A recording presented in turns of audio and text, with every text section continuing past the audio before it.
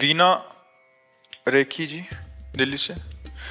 राधे राधे महाराज जी। महाराज जी, मेरी उम्र 70 वर्ष हो गई है। राधा रानी की कृपा से अब हमें गुरु जी की शरणागति मिली है। महाराज जी, मेरा प्रश्न यह है कि क्या अब तक किया हुआ नाम जप सार्थक माना जाएगा या गुरु दीक्षा मिलने के बाद नाम जप सार्थक होता है? महाराज नहीं, कोई भी नाम व्यर्थ नहीं जाता। नाम अविनाशी है और अविनाशी फल दे के ही रहता है। इसलिए चाहे गुरु के मुख से लेने के बाद जपना शुरू करो या पहले ही जपना शुरू करो, नाम कभी व्यर्थ नहीं होता। नाम की कृपा से गुरुदेव मिले, गुरुदेव की कृपा से पुनः नाम मिला और नाम की कृपा से भगवान मिलेंगे। नाम व्यर्थ नहीं जाता, नाम अविनाशी फल दे के ही रहता है। महाराज जी, नाम गुरुदेव से मिला था? जैसे नाम हम जप कर रहे हैं तो नाम हमें गुरु से मिलाएगा और गुरु फिर वही नाम दे या जो भी नाम दे वो नाम भगवान से मिलाएगा। हाँ, बिना गुरु के चाहे शिव बिरंच सम होई, गुरु बिनु भव निधि तरह न कोई, ये गोस्वामी जी ने सिद्धांत लिख दिया। तो गुरु मुख से मिला हुआ नाम ही भगवत प्राप्ति कराता है और ऐसे जो हम नाम जप करते हैं वो हमें गुरुदेव भगवान तक पहुंचाता है।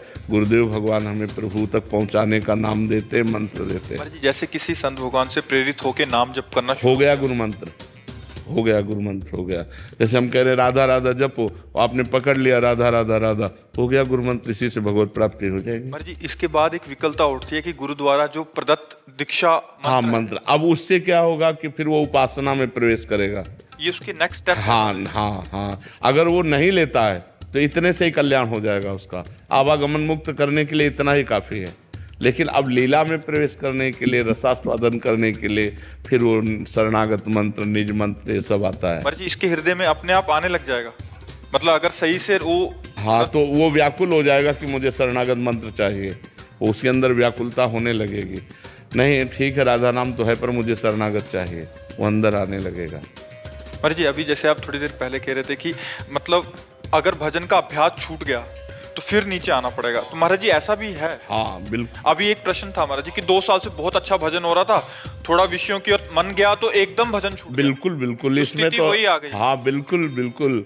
जैसे वो अभी बगल में बैठे हुए यहाँ कह रहे थे 32 साल से भजन कर रहा हूँ, तो बिल्कुल इसमें है कि जैसे हम भगवत प्राप्ति नहीं हुई और आप भजन में की चढ़ाई पे चढ़ गए और विषयों का संयोग हो गया तो आप उतर के जमीन में खड़े हो जाएंगे आके।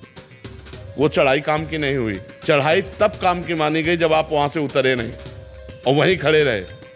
भले ऊपर नहीं चढ़े लेकिन नीचे तो नहीं आए ना, तो वहीं खड़े रहे तो आपकी स्थिति मानी जाएगी। इसमें तो बहुत सावधानी रखनी और क्या, तभी तो संत महात्मा जो वास्तविक भजनानंदी हैं, निरपेक्ष रहते हैं, निरंतर भजन परायण रहते हैं, उदासीन रहते हैं, गंभीर रहते हैं। मनोरंजन थोड़ी सुहाई देता है, मनोरंजन में फंसा तो गया, चाहे जितने बड़े भजनानंदी हो। जब भरत जैसे भजनानंदी को मृग बनना पड़ सकता है तो हम लोगों को सुअर कुत्ता बनने में कितनी देर लगी। भरत चरित्र पढ़ाएला, भगवान ऋषभ देव जी के पुत्र इतने बड़े भजनानंदी की राज्य पाठ छोड़कर गंडकी नदी के किनारे भजन कर रहे हैं और इतना भजन भागवत में पढ़ के देखो उनकी स्थिति। और हिरण का मोह जागृत हुआ तो उतर के इतना खड़े हो गए कि एक बार भी रामकृष्ण हरि नहीं, उसी हिरण का चिंतन। और अंततो गत्वा उनको हिरण के चिंतन में ही प्राण त्यागना पड़ा और अगला जन्म हिरण बने। महाराज जी, ये तो वैसा ही हुआ कि जब तक पूरे रोग की निवृत्ति नहीं हो जाती। हाँ हाँ, अगर कुपथ्य हो गया तो उससे बढ़कर रोग हो सकता है। हाँ, इसीलिए तो सावधान रहना चाहिए, आजीवन सावधान रहना।